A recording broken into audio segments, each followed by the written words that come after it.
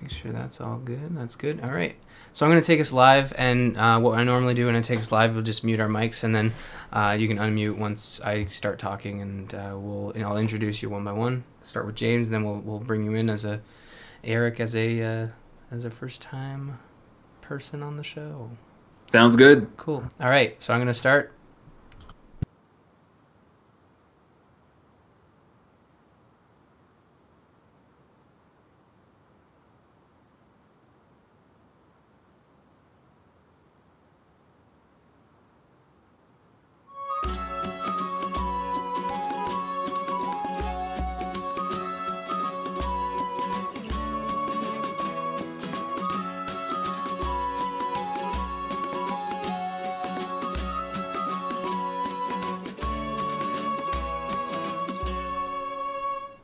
Hello and welcome to the Gamers Inn. I'm your host Ryan, and this week I have a few guests.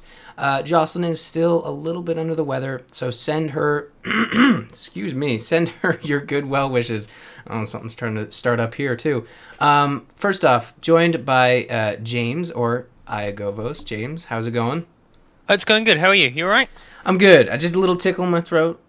It's funny because I've been staying up late trying to play video games, which I'm sure Jocelyn's trying to do as well. And then at the end of it all, having a swig of NyQuil. And then... A swig? A swig. You know, like what a swig is, like a little capsule, right? So it works. I don't know if that's true. You know? Yeah. I think a swig is like a mug. No.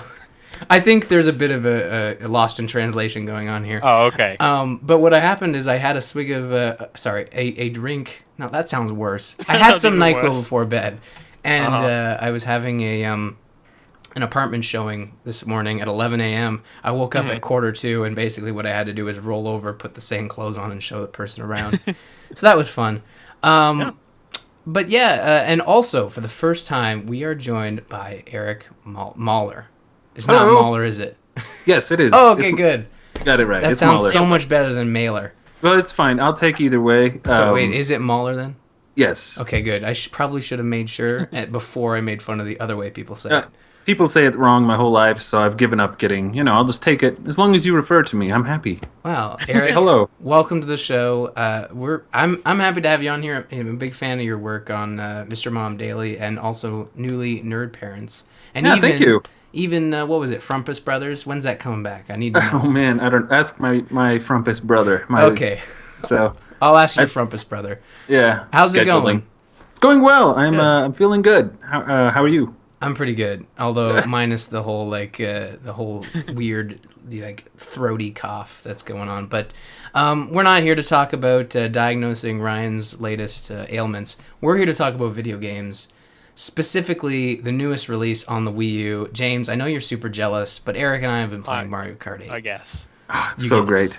So good. It's the 8th edition, of course, of Mario Kart, which sounds crazy to me. I know. I was surprised. I even though I've been playing Mario Kart 7 on my DS, for some reason it didn't really hit in my head until I saw Mario Kart 8, and I was like, oh, holy crap, there's been a lot of these games. Yeah, it's nuts. And I actually did the same thing, was playing, I didn't get a chance to talk about it on the show, but I've been playing Mario Kart 7 in preparation, and it really surprises me how close those games are in terms of the way it controls and the way it looks. Now, it's interesting because this is sort of something that Nintendo gets, made fun of a lot for doing. Oh, they're releasing the same game over and over again. But for some reason, the two games that are coming out this year on the Wii U don't quite get that treatment from people. It's Mario Kart and Smash Brothers. Do you have an opinion on why that is, maybe? That's a good question. That's true. They do always kind of do the whole Madden next year's, just add a little bit of tweakiness to it and then re-release. But I guess they do with every year. What can I speak? I said do. I let you off with do once, but I had to get you on the second one. I'm sorry. He's like, they didn't react. I gotta do it again. Okay. What was I trying to say? No, they don't release it more than once on a single console generally.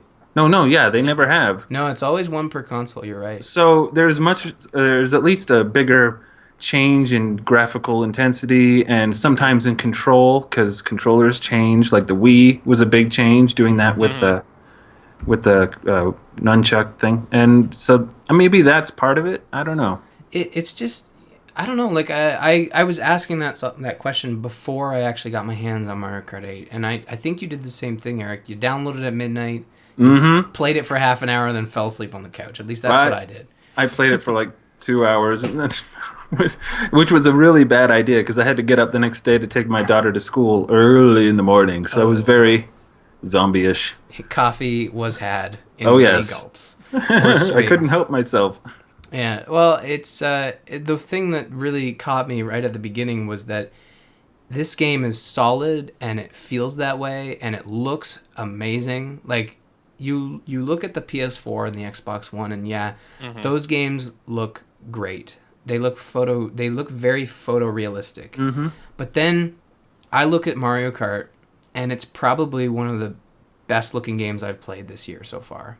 Agreed. Wow. Maybe even a little bit better. Like Second Son looks great, and technically it's amazing, but I don't know, there's something about that, Nintendo in HD that just it really pops. Yeah, I was having a similar thought when I was playing. I was thinking to myself, this really shows the value of art direction and polish. Like it seems like they polished this to get. I've never seen a super egregious bug in a big Nintendo release, Or at least I mean, there have been a few, but not ones that have been so not crazy. game-breaking ones. Not that I've experienced. Nothing that you might often see in like a GTA or a. No.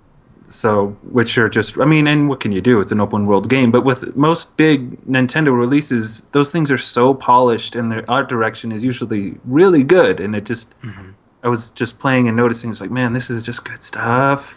Yeah, it seems like it's actually, to put it in context, it's been a year and a half since the Wii U launched, and I think this is it has been, which is a crazy long amount of time to wait for what I think is the first Wii U game where I can say that you should go buy a Wii U. Like before with Pikmin and with Mario, even with Super Mario 3D World, like I felt like it still wasn't enough.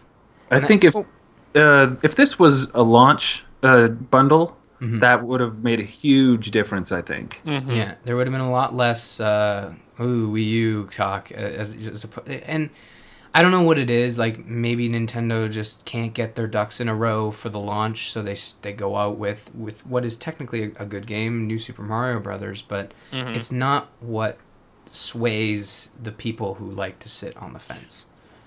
Can I ask a question as a non-Wii U owner? How similar to the 3DS does the Wii U control? Well, that's actually a great question.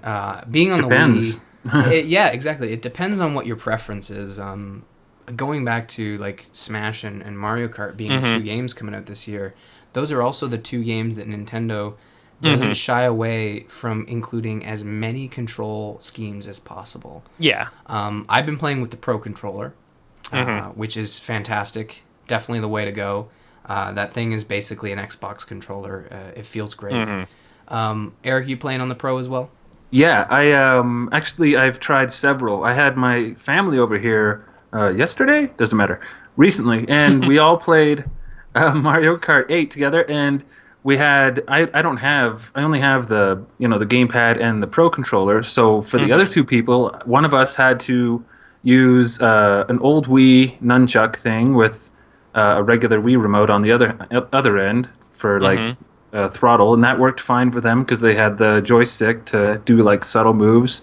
And then I took the bullet and steered with the other Wii remote I had, just kind of like a steering wheel, old school, and that worked fine too. Actually, I did fairly well, not as well as I think I could have, but there's at least 4 different ways that we were all utilizing at the same time. I'm just wondering if so Mario Kart 7 came out on the 3DS. What was it, 2 years ago?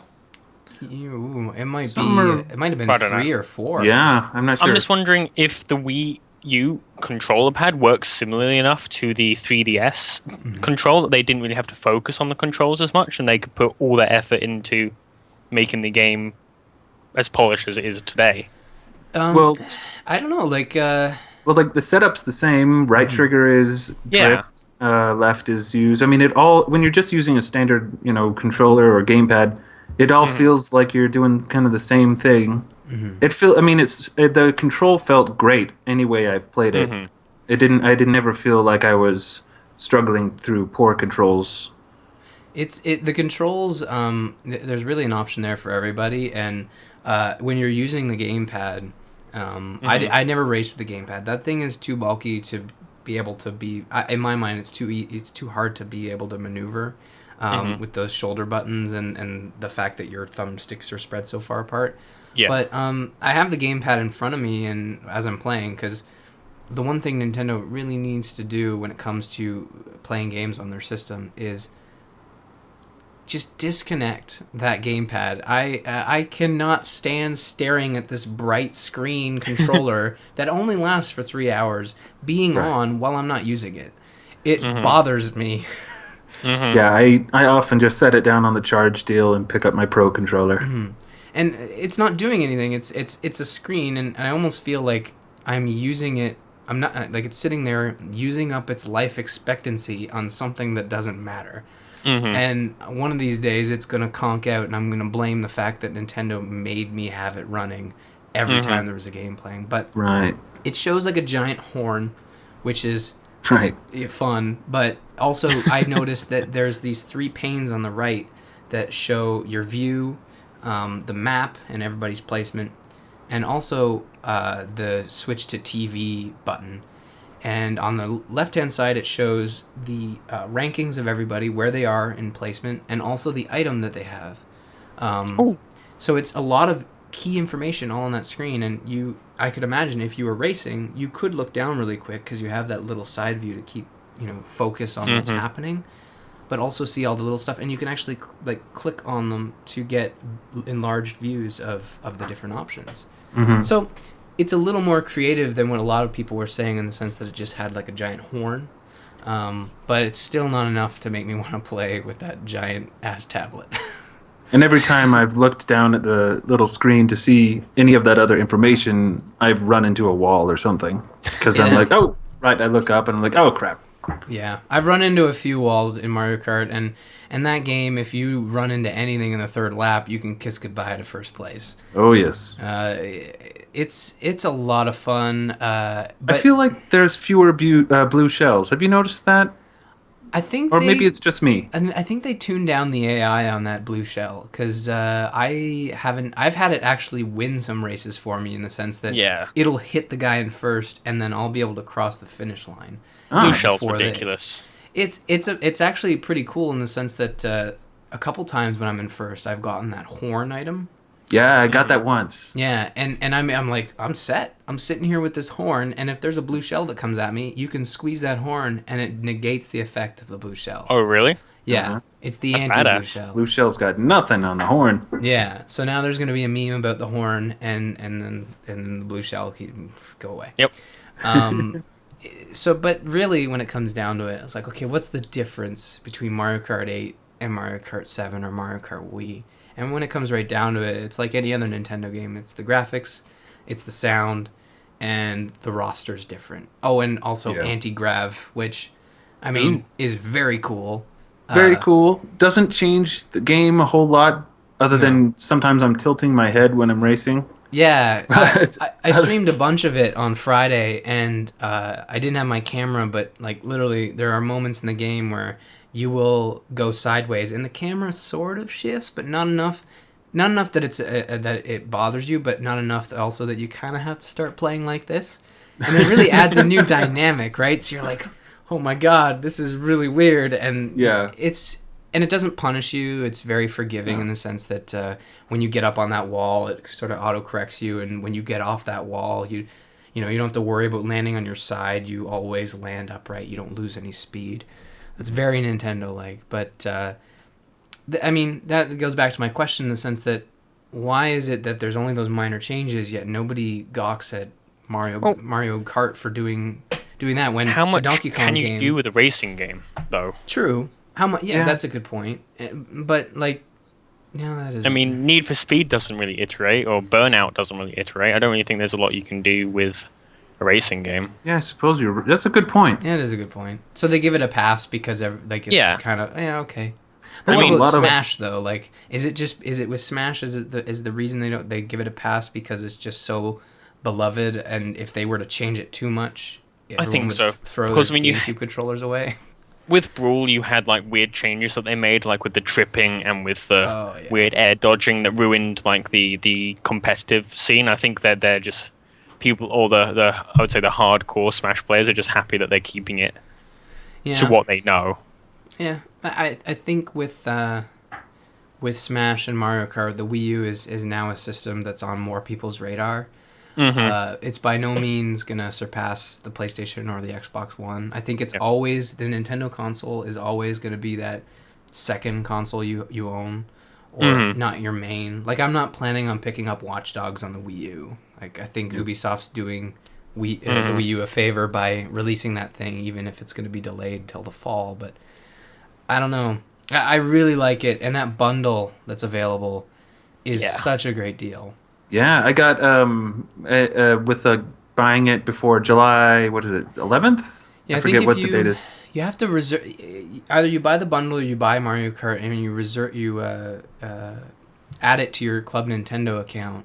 You get a choice of a free game by July. You have to register by July 31st, and then you have 31st. You have to pick your game by August 31st, and then you have to redeem your code by the end of September. So they're giving you a lot of time to sort of like think about it. What is that? 4 months? Yeah, it's not bad at all. Months. Yeah, they've been very generous with their Club Nintendo. They did it on the 3DS a couple times too. Yeah, they did it for Pokemon.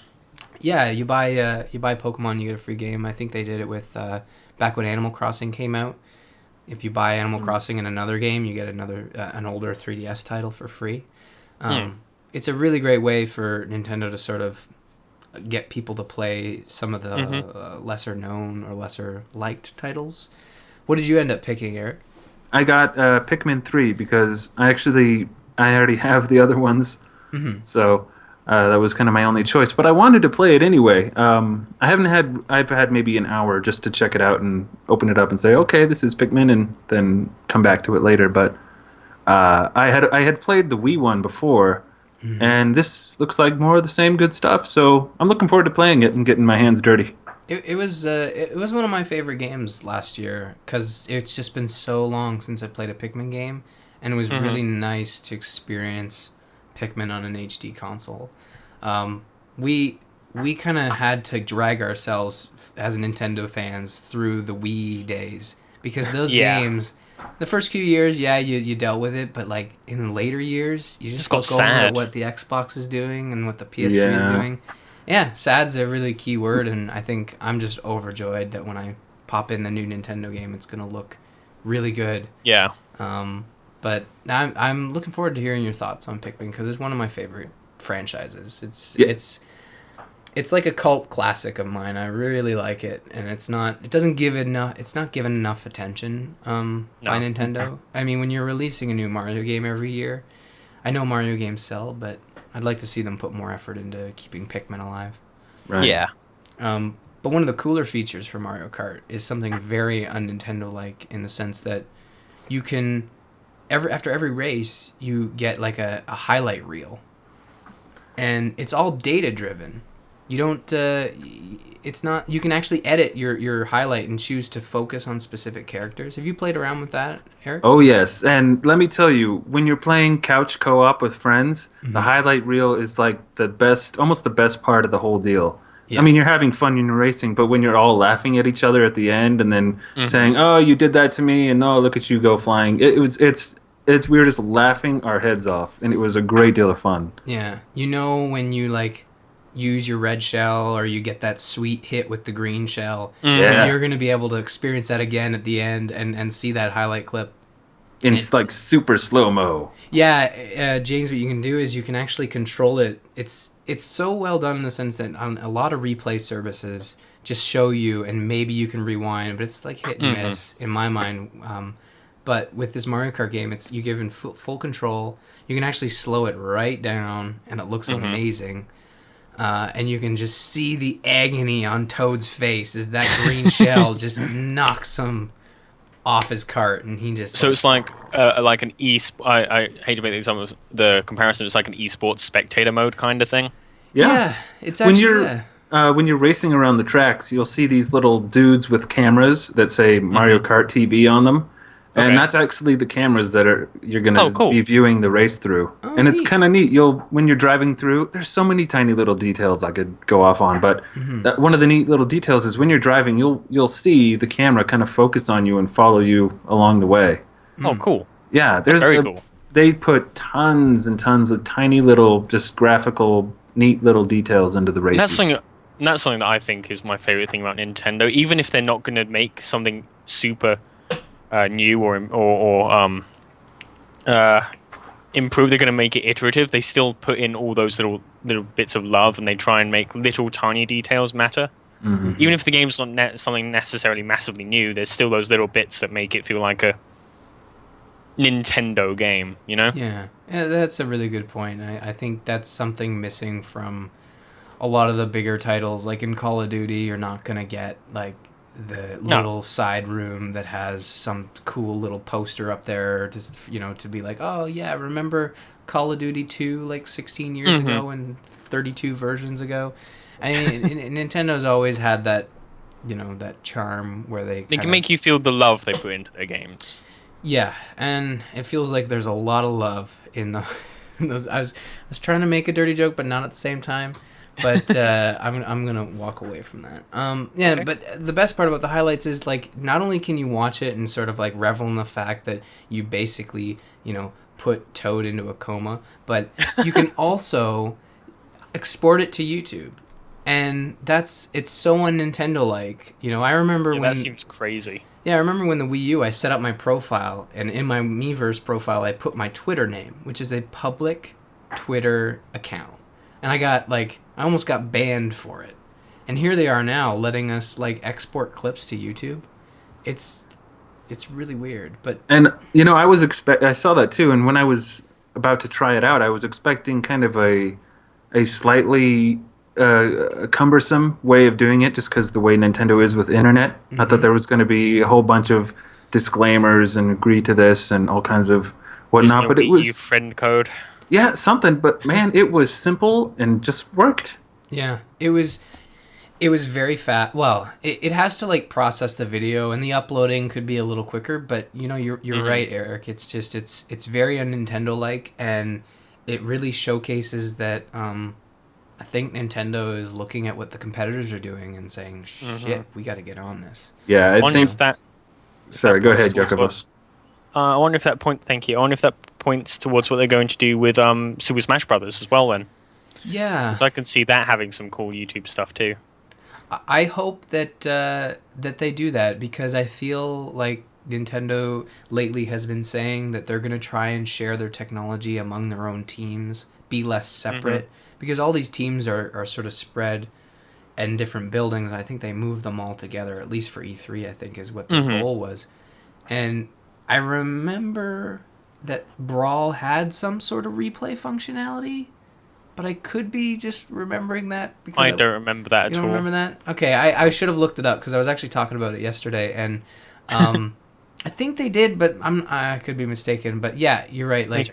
If they had that export to YouTube for the Wii U version of Smash Brothers, I would love that even more than Mario Kart. If I had to choose between the two, I would much rather Smash have it, because there are those moments in Smash where something happens and the shit hits the fan, and one person who you thought was going to win actually ends up dying and you win. It's a really great feeling. And it's nice that Nintendo opens the gates to people who don't have capture cards and don't have streaming capability on their Wii U. They can share that cool clip with their friend. It's a really nice touch, and it was certainly not expected of Nintendo, Okay, so Super Smash Bros. Brawl did have a replay function. Oh, okay. But it only worked, weirdly, if the match was lasted less than 3 minutes. Oh. Huh. Yeah. That's when its memory ran out? They could only handle so much... weird. Yeah, it's kind of weird. Oh, well. Yeah. It's a bizarre little limit. You'd think after like matches longer than 3 minutes would have an even more Yeah. exciting conclusion. Yeah, for sure. Although, like, I'm trying to remember if it would ever Although last longer. yeah, because timed games could only go up to like 3 minutes, couldn't they?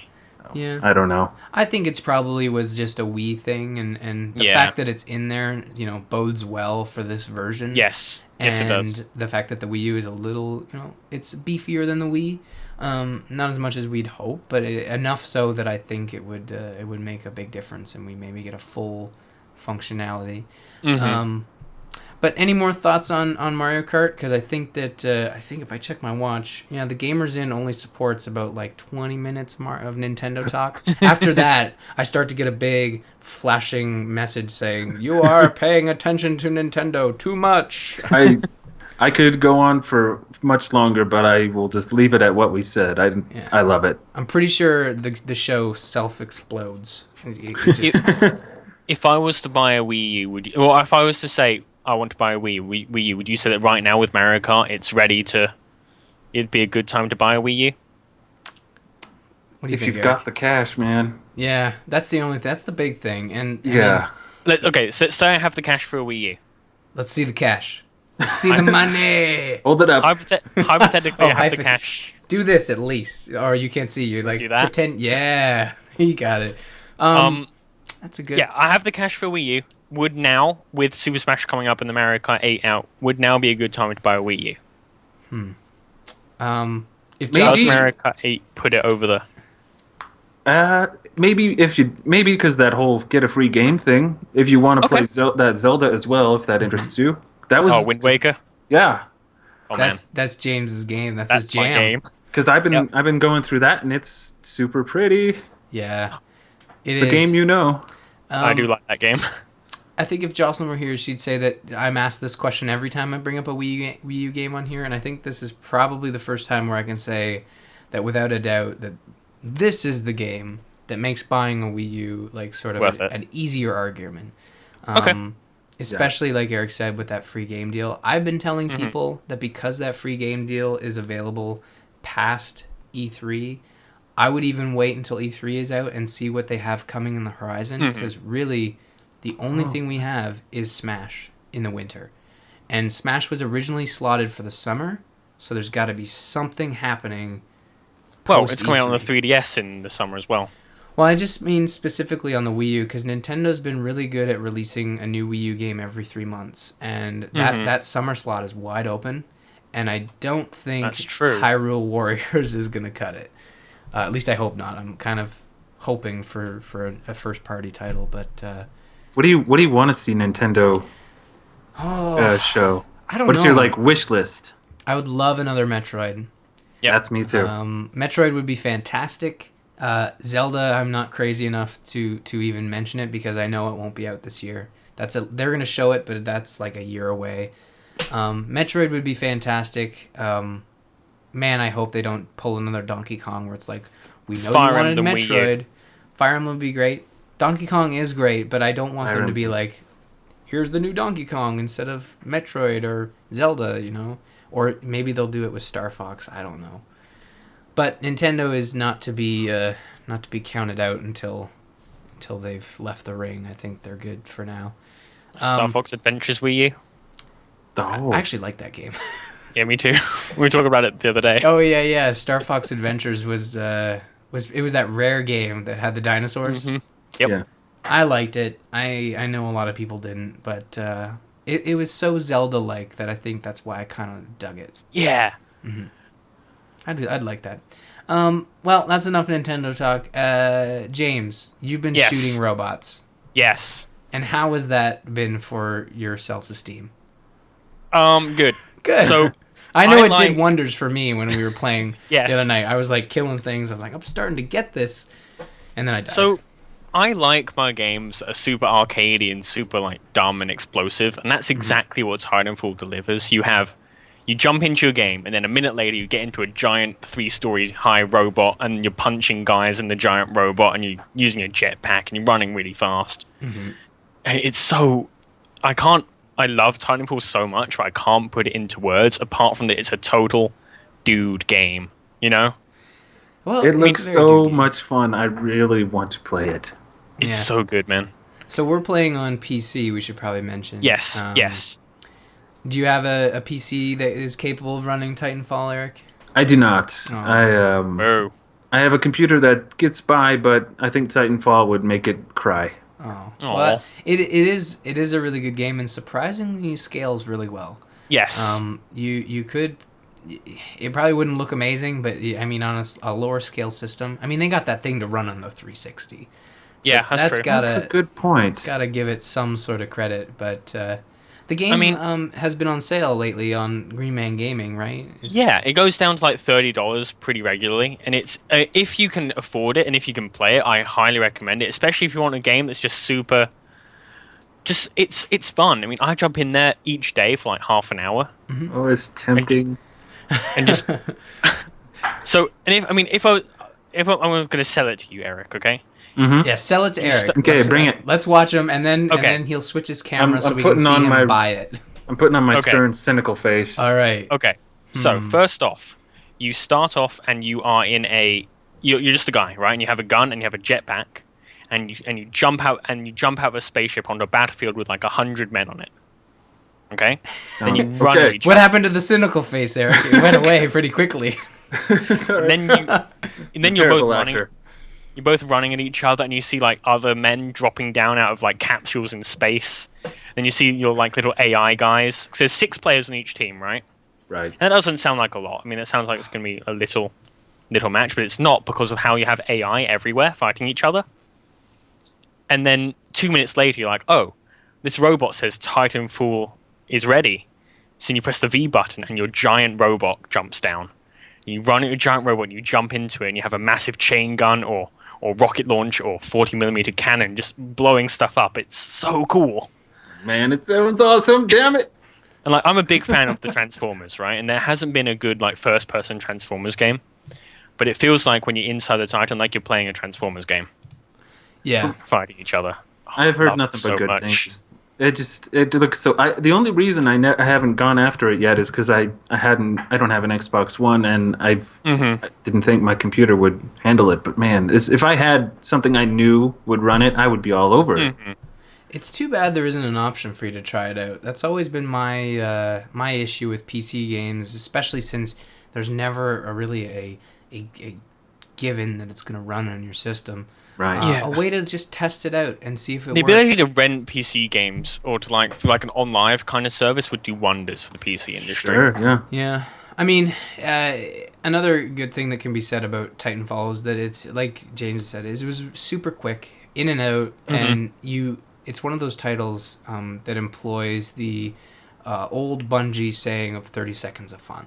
Like, Yes. Whether it's you running and gunning or it's you getting in your mech and, being in your mech, your Titan, solely is the 30 seconds of fun rule, in the sense that sometimes it only lasts 30 seconds, but it's the best 30 seconds you have in that match, where you're just going around and shooting people and stepping on dudes, and you get your opponent down into the what is called the critical zone, where their Titan is about to explode. You have a shield, then you have armor, and then once your Then you have armor fuel. goes away, then you have what'd you Like say? 10 seconds before it explodes. Yeah, and what you can do is when they go critical, you see that on your HUD, and you can like, instead of punching them, you reach into the Titan, grab the dude out of the Titan, and just orange juice him. He just goes everywhere. It's really cool. I have a Fantastic. question. I from everything I've seen, I get the impression that there are several different kind of strategies or ways to play, depending on just the way you feel like having fun or the way that you get comfortable with the game. Is that is that so? Like, can you play one way and someone else on your team could be playing a completely different way? For sure. Like, so I like to be up in everyone's face, being really close to them, and being up in like just up in their face like a shotgun kind of. Have you played much Call of Duty, Eric? No. Okay. I was going to say Yeah. it's very similar to Call of Duty in the way that someone could be sniping, I could be up in their face, someone else could be. I played a great deal of Uncharted multiplayer. So the shotgunner dudes who just run up to you and go and take you out. Yeah. So you can do that, or you can have someone sitting across the battlefield sniping, or you can have someone running around like backstabbing people. It's very much you can play how you have fun type of game. Great. Cool. Yeah. It- Dang It it. really supports that if you want to get in your mech, you just do enough damage to get in your mech, and that's where you have your fun. Or if you're more of a sniper, you can snipe. Or if you're more just that you really don't want to get in your mech, there are ways for. I think the best part is it's completely balanced in the sense that Yes. if you just want to be if you're like on your pilot and the entire opposing team has mechs, you as a person have the ability to take out one of those titans. Now, Eric, You have to be quick. well, okay, this is what I want. I want to before we spoil it for him, Eric. Now, how would you think a small, measly little pilot would be able to take out a 3-story robot? With a large boomstick. A large boomstick. Well, that's true. You are given an anti-Titan weapon, but that doesn't sound very fun, especially since the giant smile I have on my face. It doesn't quite match. Really, what it is that you can jump on the Titan, rip off a portion of the control panel, and you just freaking putting bullets in that guy until that Titan, until all of its armor is gone. Then you jump, you get the hell out of there. And that's something that they do very well in Titanfall. Is even if you're not playing very well, you feel like you're contributing to the team really well. And the Titans feel super powerful, but you can still take them on when you're by yourself. It feels they made every single player in the team feel relevant to the game. Yeah. Oh man, that sounds so awesome. You know what? I'd feel bad if I hope it runs on your computer because it sounds like we're making you go buy it. Oh, don't feel bad. I'm happy to. Every purchase that I've ever made, which not very many, I've made just a few, but every time I bought a game and it hasn't worked, I just thought to myself, well, that's for my when I get a better computer list. Yeah. Yeah. I mean, I probably shouldn't think about PC games like that, but when I see a PC game, so I'm like, I can buy this now. And later on, I can play it later. You know, I did that for The Witcher 2. I own it. Oh, dude, Yeah, The me Witcher 2 too. is so good. I did that with The Witcher 2 as well.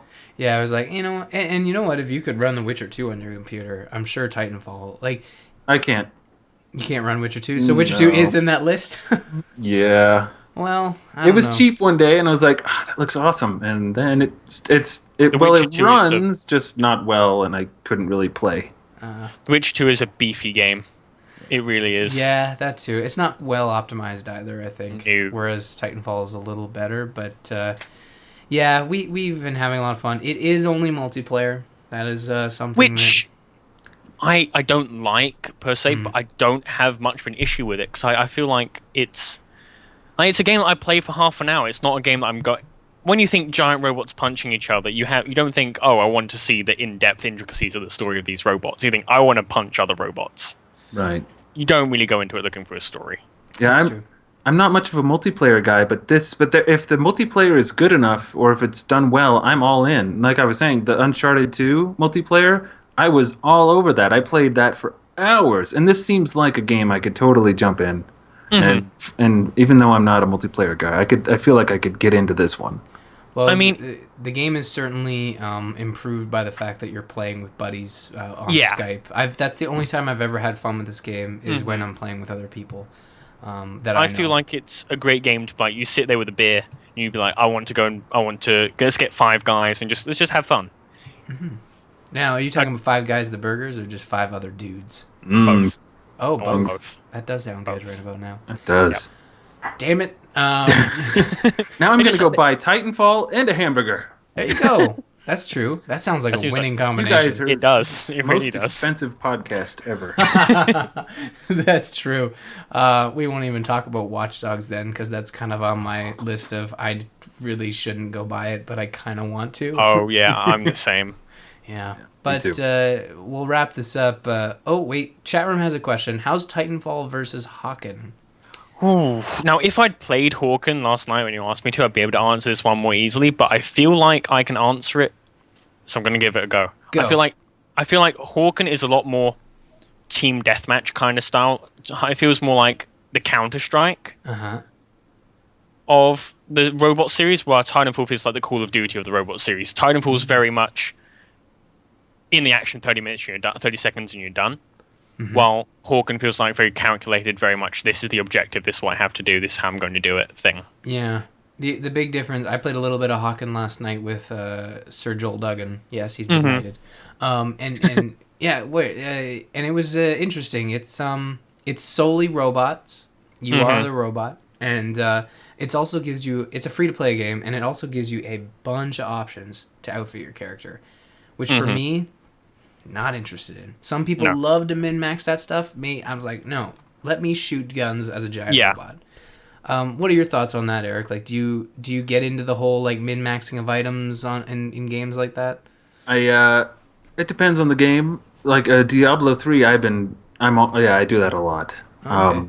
I don't know if that's just it speaks to me in that way. In other games, I've just gone with the game that looks fun. Well, But, Diablo is like it really improves That is the game. Yeah, and the reason it works in Diablo is because you can go crazy, or you can literally boil it down to the amount of green that shows up when you compare items, and that's how I do it. Right. know? Yeah, that's how I do it too. Yeah, like I can't get into the numbers, but I'll be fine with just like we talk about playing Smite on occasion. And it's like I have no interest in going anywhere farther than the auto buy for items. Like that's just no, I can't do it. But yeah, Hawken's all right. It's free to play, so I certainly you have Don't lose anything by giving it a go. by giving it a try. And if you want your robot fix without the 5 guys, you could try Hawken. I Sorry, feel go like ahead. Hawken is a lot slower than I think that's how I put it. Hawken's a lot less arcadey than Yeah, Titanfall. that's a good point, because something we didn't mention is that the Titans, Eric, they move really quickly. Like they're Yes. not like Iron They're not Giant. lumbering. slow. Exactly. No, They they're are quick on fast. their feet, and some more so than others. Mhm. But why don't we wrap this up? This is what we're playing. I want to quickly hear about a story about my uncle, because this game interests Yeah, me too. and it looks fantastic, and I love. We've been given a lot of light to the big guns. Let's look at the indies for a bit. Okay, so made by Gone North Studios and published by Coffee Stain Studios, who are the guys behind Sanctum Oh, and Goat Simulator. and Goat Simulator. Yeah. Oh, It's a first-person platformer, which uses like a grappling hook, Oh, cool. right. and basically you are a dad telling a story to his son about his uncle. So you're the dad, and you're talking to your son about the dad's uncle, and how he went missing one day, and you went to go and find him, and you get teleported to this place, and you're looking around, and I'm not very far into it, maybe an hour, but basically you're searching for this place, and it feels awesome. It's like, I don't know, the grappling hook feels like the grappling hook from Metroid Prime. Ooh. Yeah. I like Kind that. of, yeah. It feels great for a first-person platform. The only issue I have with it is you don't have any legs, so it's really hard to tell where you're going to land. Oh, so you can't look down and kind of No. judge. You're kind of a No. floating camera. Yeah, but Oh. I love first-person platformers, I really do, and it's a great one. Man, I'm looking at screens for it, and it looks so pretty. Some textures are weird, like some boxes look out of place. So, But- is it? How's the story? Because it's got story in the title, and I kind of like to think that the uncle, is it a good story, or is it like is it kind of like Gone Home and that Brothers game kind of story, or is it like a lighthearted? It's not. I don't know if I'm far enough into it yet. So I met a little girl named Maddie she's like called Mad Maddie, and she's one. There's a village that you find deep underground, and Fred, your uncle Fred, was there, Okay. and he went missing. He disappeared, and so now you're looking for him with this girl Maddie, and I haven't really heard a lot yet. We left the village and went through the chasm, which is terrifying, by the way, because it's just pitch black underneath. It's like you fall down, you fall for miles and miles, and you can't see anything. But it's sparse. I don't know if it's just because I haven't gotten anywhere, but it's very much told through like the things you find, or kind of in the same way. I don't know if you played a lot of Dark Souls, but kind of the same way that Dark Souls was. The story's there, but it's not in your face. Do you need to seek it out? You would say. Yes, yeah. But is it so? Is the game like? Is it a lot of fun? Like, Yes. Okay. Yes, the platforming feels great. So you have a boost jump, you have a sprint, and you have your grapple, and I just found rocket boosts as well. So like you run and then you jump and you shoot your grapple, and the momentum from your jump swings you across. So it's very much like it's very calculated platforming, which I love. how long does it take to retry when you fail a platforming attempt? Or Um, is it like zip you right back and you can try again? let's Or say let's say you fall for like 2 seconds, then you're back on your platform. There's no load time at all. oh, nice. Yeah. That's a big plus. That's Or the key. load time is hidden in your falling. Oh, really? So it's not like Mirror's Edge where every time you failed, it's like, ah, God, I gotta look at the Go EA make a logo. sandwich. Nope. Yeah, as opposed to that's a good point. Like the Trials games are really good for that. When you fail or you didn't quite make that jump the way you wanted to, boom, you're restarted. So that's actually a great question. Yeah. So indie. So you would recommend this to Yes. people to check out? Yes. I mean, if you I apologize for the little bit of a shameless, but I actually did a quick look of it yesterday. Be shameless. Where I can we did a see quick this quick look? It's on the Indie Love channel as under an Indie Investigations as a story about my uncle. If you want to go and check that out, it shows the game off pretty well. I'd like to think. I do, and it's $12 on Steam right now, 10% Yes, which discount. so yeah, so I don't know, $8 now, and it's very much worth it. Cool. Well, I Absolutely. think I've had this thing installed. I heard people talking about it on I think Rebel FM like 3 years ago, and it was available as like an alpha version. You could download it as like a test game. I had it on my Yeah. computer for the longest time, and I never booted it up. So now I'm like, well, I actually finally removed it. It's like, well, now I can actually play the real game. So Yes, it's. might- I mean, yeah. if you have $10 to burn, I mean, well, not to burn, but $10 to that you have to put aside for a game, I recommend it, especially if you love first person platformers, because there hasn't been a good one in a while. I've been jonesing for like Mirror's Edge 2, and this is filling the void for me. In my Absolutely. mind, the void it would fill for me is the need for a bite-sized experience that I could easily complete. Like Mario Kart, Titanfall are both games that are never going to be done, and I can always go back to them. Watch Dogs is a humongous beast that I'm not ready to tackle yet. But something small like this, I love supporting indie devs. I like to talk about indie games as much as possible on the show, because I can only talk about Call of Duty as much as some people can stomach the advertising. But yeah, I'm interested in this, so I'll probably check it out. So I'm 94 minutes in, and it looks like I'm on the third level out of 5. So it's not a long game, but it's difficult. No, platforming is hard. I really like a lot of games that have been 2, 3, 4 hours. That's I hear a lot of people complain, but that's a great amount of. I think that's fantastic. It Especially gives for me the price point. I mean, Yeah. what is that? $2 an hour? That's fine. yeah. I mean, Pay how much do for a you movie. pay for a movie? It's about Exactly. and not only that, it gives it's far easier to get a more collected, resolved story altogether. But like Assassin's Creed 4, by the time you get to the end, I have no idea what happened at the beginning of the game. Yeah. We're pirates, I think. Something, and A yo ho ho and a bottle of. I didn't quite get that last I part. forget. That's not important. It's true. That's a really good point, and I think that's why I just need a palate cleanser of like a very short, a very short, quick experience while still, playing something that's not on a billboard down the street. Yeah. Sometimes it's nice to play something that's not mainstream. For sure. So that's It's cool. well worth it. I very much enjoy the time. I mean, it gets frustrating at parts where like you can accidentally pull your grapple, because you have to use momentum to use your grapple. So like you can hold down the grapple too long and you'll just be pulled into the object. So it gets frustrating, but I think that's a sign of a good platformer that you really want to succeed.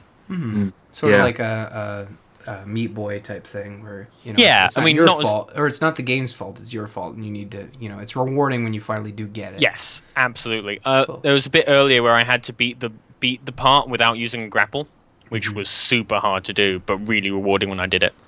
Oh, cool. Cool. Right I love on. it. Well, you know It's what? good. If Eric's gonna go out and buy Titanfall, the least I can do is go out and buy a story about my uncle. I just want to say thank Doghouse Systems. Jocelyn and I really appreciate your continued support of our show, along with the support of our sponsor, Doghouse Systems. They just announced the cool Alliance Horde PC art, and it looks amazing. And you might even notice that there's a certain orc and a certain tiger on the Horde one. Use the code TheGamersIn to double your RAM when you purchase a new gaming rig. Head on over to doghousesystems.com and get your order on. Awesome. We're probably going to skip over our topic, but I wanted to give Eric a little bit of time here. You, good sir, are a parent, correct? Yes, sir. That is a correct statement. It is true. I have fathered children. Fathered children, and he knows of them, unlike the jokes we sometimes say on this show. Not about Eric, about me. Yeah, so you do the Mr. Mom Daily podcast and also Nerd Parents, where you kind of talk about your kids and the life of being a stay-at-home dad. And something that's I've always wanted to ask you is like gaming. Is that obviously it's still a thing as a testament to our What We're Playing segment, but Yes. how does having kids impact the way you play games? It depends on the time, how old the kid is, and it depends on the game. So when they're just barely born, you can just kind of hold them in one arm and play, and you're fine. With they're like a little football. You're good. And then Don't throw them, spike them. don't throw all them. that Keep stuff. them there, nudged in your elbow, and you're fine. They get a little older, and they start getting. You have to chase them around. Granted, it's going to be a little more difficult to find time. But if I can do it, anybody can do it because my kids run around like crazy people. So, yes, you probably will have less time if you become a parent, but it's not like you're never going to play again. You're going to find time. Just like anything else you are passionate about, if you love video games, you're going to find time. I stayed up, late to play Mario Kart, and that wasn't just because it was at midnight launch. It was also because that's when my kids were asleep. Or there's been a few times when I have also stayed up or gotten up early just because I want to play video games. But I don't always have to do that, but sometimes you do that. Would you think that maybe having kids influences what you just said about having a shorter game story as well? Yes, actually, that's a very good point. It does. Because then I can get in and I can have a wonderful game, and then I don't have to worry about, oh my god, I got 40 hours left to go through this, and all the other games that I'm going to want to play while I'm taking much longer than everyone else is going to take to get through this. And then the other way that having a kid changes the way you might play a little bit is you just might make more tactical decisions when you're choosing which game, depending on how mature it is. So, I have a 7-year-old, and I'm not going to play a game where heads are getting blown off while she's hanging out. I mean, she and I play Mario Kart, and it's a grand old time, but I'm not going to play something super violent in front of her just because... I'm going to have Resident Evil playing where she just wandering. Yeah. Yes, exactly. I don't want to give her nightmares. No, that's the point. So... it might make differences, but at the same time, they do eventually go to bed. So that's when you go and you watch your nightmarish, crazy video games. And when they get a bit older, it's a co-op buddy. Yes, exactly. And that's what I have now, and it's awesome. Actually, my daughter and I have so much fun. We play Minecraft together and other games. So yeah. If people worry about having kids, it doesn't take away your gaming. It just kind of changes it. I mean, if you love video games, you'll find a way. Yeah, and I mean, it's also a testament to what Nintendo's doing in the sense that we can play those games no matter what. When a new Nintendo game comes out, we know that you're going to be able to enjoy it with the younger audience present, or even with a controller in hand. And you can still have fun. It's not like a kiddie game just because a 7-year-old can enjoy it, which is not true for every game, but when it comes to Mario Kart, it's a really good example. That's good. I'm glad we got that out there. So people, don't rush out and start having kids just because we've confirmed you can still play video games. No, dude. It's too late. They're going to go out and buy Titanfall. They already paused it. And they're going to start making kids. Oh, God, I hope they paused it. Because, man, you do not want to have kids of this. I made it weird, didn't I? Yeah. Yes. Okay. No, but I don't want to take away from how awesome a discussion this has been. I'm really glad we were able to get you on, Eric, to talk about that. Thank you. I was really glad to be here. Cool. So one more plug here for /loot. If you want to show your TGI pride, head over to /loot.com. That's SLASH loot.com to grab yourself a Gamers Inn t-shirt. They have tons of other awesome shirts, including designs by Carter Johnson, like Best Pals, as well as all your other favorite podcasts like Azeroth Roundtable, The Morning Stream, Zombies Ate My Podcast, and The Angry Chicken. So go to slashloot.com and show off your podcast pride. Before we wrap up, we have a 5-star review. I haven't checked these in a long time, but evidently we had a couple. 5-star from Bobby McGee. Cool name. That doesn't sound like a real name. I was going to say I wasn't going to say it. Bobby McGee is, again, if 1-star review next week from Bobby McGee. If it is your real name, I'm not making fun of you, but Bobby McGee is sometimes the name that I pull out when I can't think of a name. Really? What's that guy's name? Bobby McGee? Anyways, I'm so you're saying this was you that gave this 5-star review? No. Dude, Mick, what's his face? Yeah, dude, Mick, what's his face? I'm sorry, Bobby, if you're... maybe he's one of the guys who paused it. Nice, warm-hearted fun, awesome work. Thank you, Bobby McGee, for leaving us that 5-star review. Another thank you I have to send out is to Derek Robbins, who is one of the patrons this week, our featured patron. And if you want to be just like Derek, who has joined us for Gamers in Game Night a couple times, playing Smite and Diablo, you want to be the same as Derek, as awesome as Derek is, go to patreon.com/thegamersin. That's about it. That'll do it. That's the show. Eric, where can the fine listeners find you and your podcasts?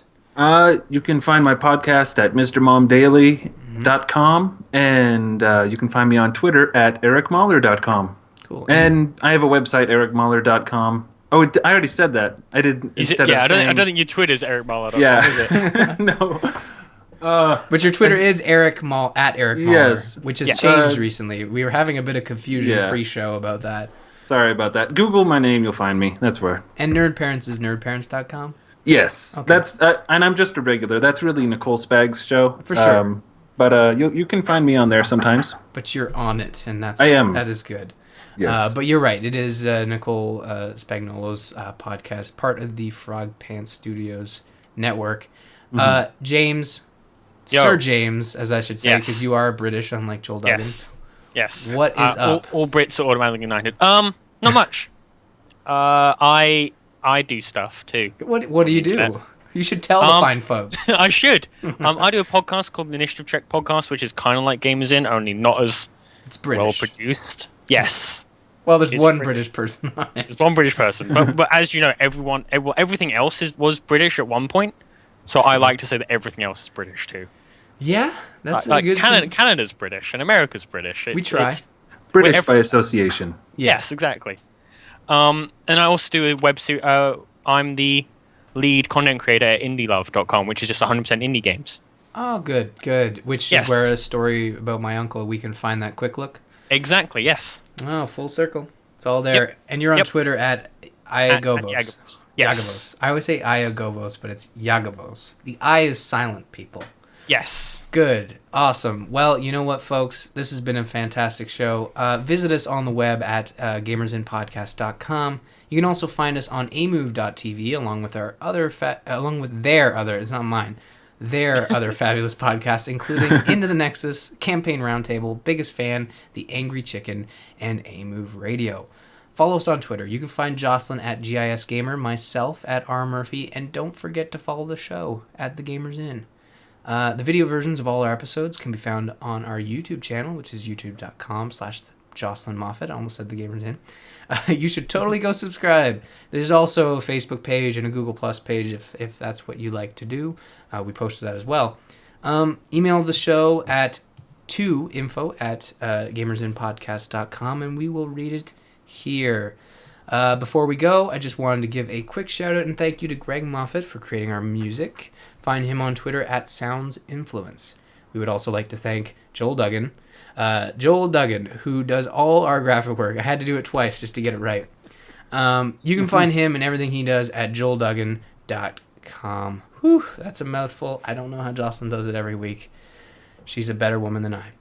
Thanks for staying at the Gamers Inn. And it's hot. I should hope she's a better woman than you. It's really hot in here, guys. I closed the window. I shouldn't have done that, and I've already passed out, and this is all a dream, which is weird. Why would you dream about closing your show? But thanks for staying at the Gamers Inn, and remember to tune in next week. Thanks for joining us, guys. Bye-bye. Someone open the door. Sorry. It's all good. That's me. Bye, everybody. Bye. Bye. Do-do-do-do-do-do-do-do-do-do. I don't actually play the music. I add that in post, but that's good. Now I don't have to. That was fun. Okay, that was great.